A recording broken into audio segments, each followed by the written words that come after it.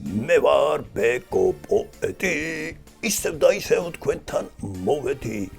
ძვირფასო და საყვარელო ბავშვებო, რა მაგარია, ჩვენ 6-დან უკვე 4 კონტინენტის სახელი ვიცით. აუ, მოდით რა, არ დავიზაროთ და გავიხსენოთ ისინი. მაშ ასე. ევრაზია, აფრიკა, ჩრდილოეთ ამერიკა და ბოლო ჩემი ლექსის პასუხი რა იყო?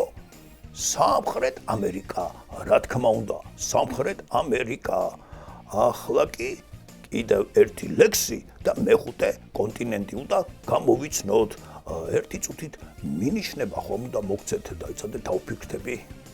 ვაი, ამდენს რას ვფიქრობ, ბეგო რა. ეს არის ყველაზე ცივი და ადამიანებისგან დაუსახლებელი კონტინენტი.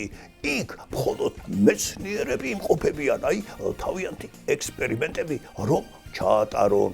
ახლა კი მოусმინეთ გამოცანას.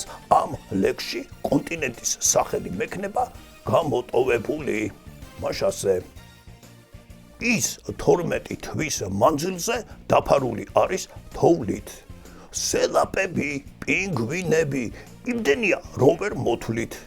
ყველაფერი ნათელია, მეტი ახსნა აღარ გვინდა, წესით უნდა გამოიცნოთ კონტინენტი.